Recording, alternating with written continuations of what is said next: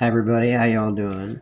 Uh, so this is going to be a harmonica phrase from a hill country harmonica player named Johnny Woods. But and I'll tell a little story about it. And I've been sharing some some of my stories from that world with Shane Ford, the author Shane Ford, artist, and I'm from Austin, Texas. He just wrote a book. I'll make sure you see it called The Ballad of Blind Willie Johnson. Been working on it for a long time. Nothing's for overnight. Anyway, there's the cool cover, and it's available on Amazon pretty soon. And it's I've just begun reading it. It's a very incredible book about. I mean, it will be.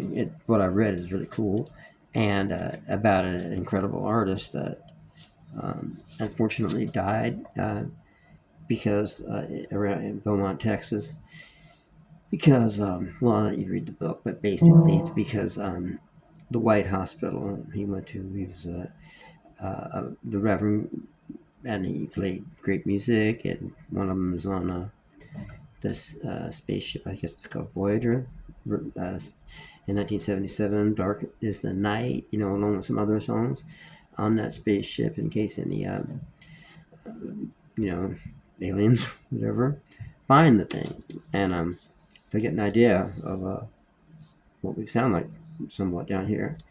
Anyway, I recommend getting this book, and that's the other side of it. But anyway, it's brought back a lot of stuff to mind when I talked to him about it, and I tried to do a little bit of writing myself about some of the people I met in the world of when I played music, and especially R.L. Burnside. So Shane is trying to get me to finish this stuff.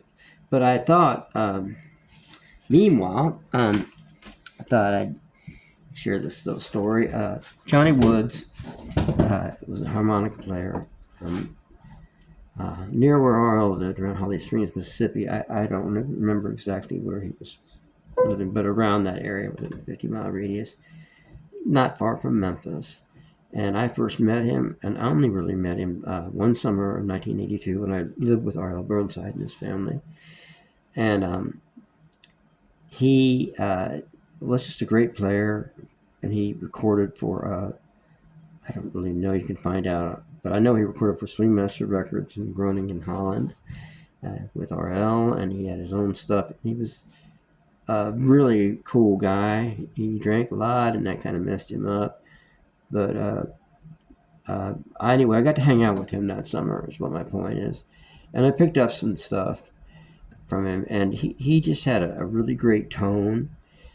And when I first met Johnny, I met him in a little store I went to with RL and I think his wife. And Johnny was standing at the counter getting ready to pay for something, and these two white guys were kind of laughing with him.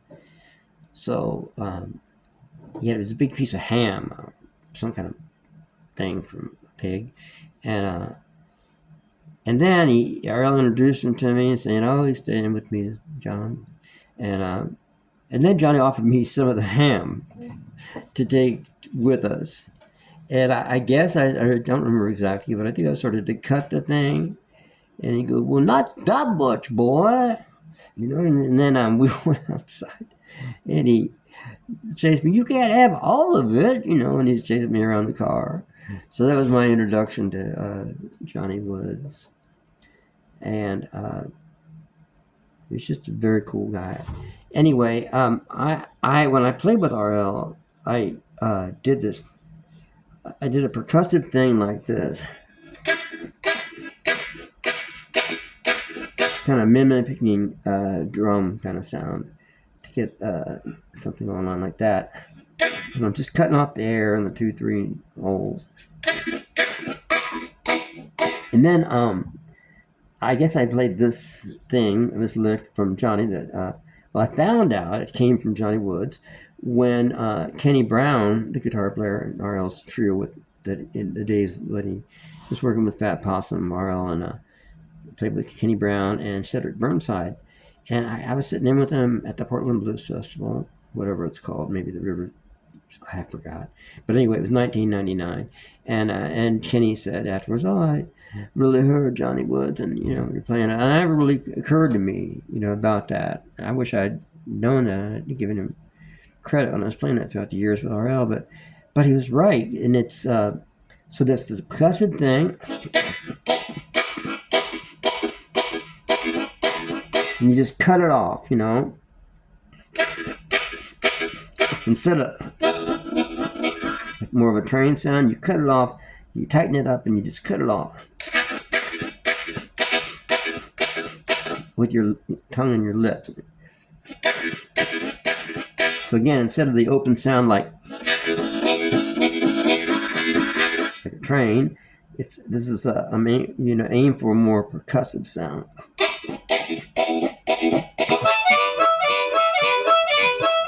And that's the lick from Johnny, especially. So that's going up on a higher register, but it's basically, I'm hitting the sixth note here, and just simply drawing the fifth and the fourth.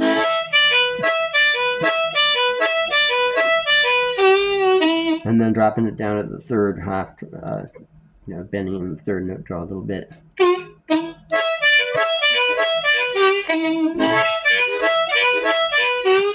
And that's 4 bars in the phrase, and repeating it.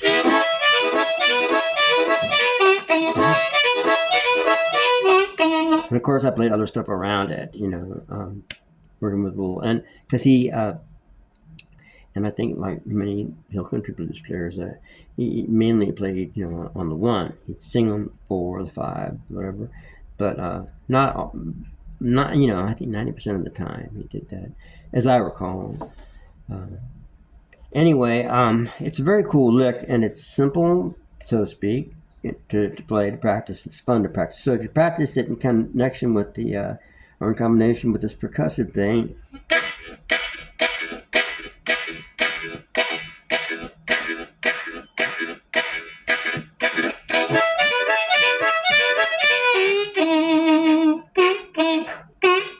and then I'm hitting at the end, that third again, half step, draw. It doesn't really matter if you go half step, 2 steps, 3 steps. It didn't really make any difference, but and then come out on the drawing the second note or blowing the third. We're in second position, cross harp. And then on the top,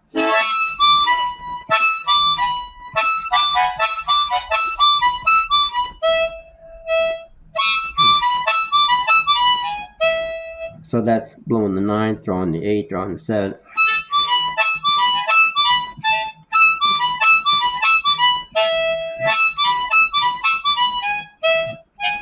I guess I'm drawing the 7th and then blowing the.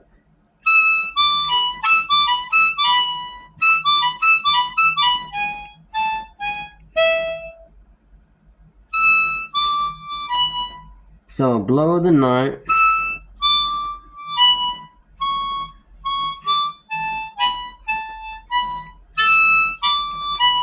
Harder than I think. 9th blow, draw 8, draw 7.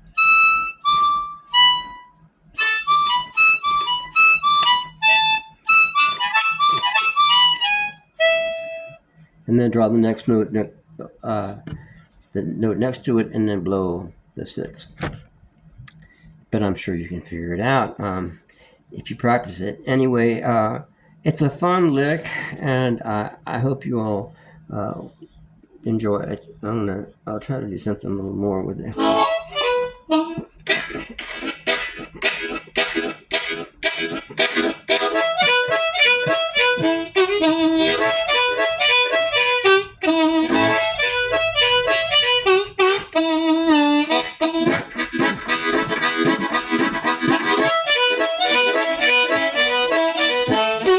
So you can put that octave thing in it too.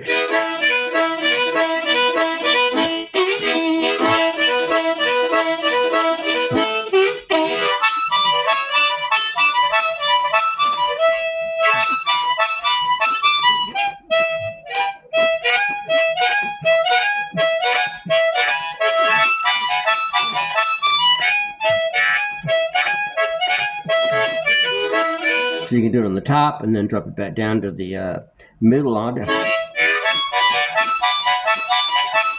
And change it around any way you want to shape it.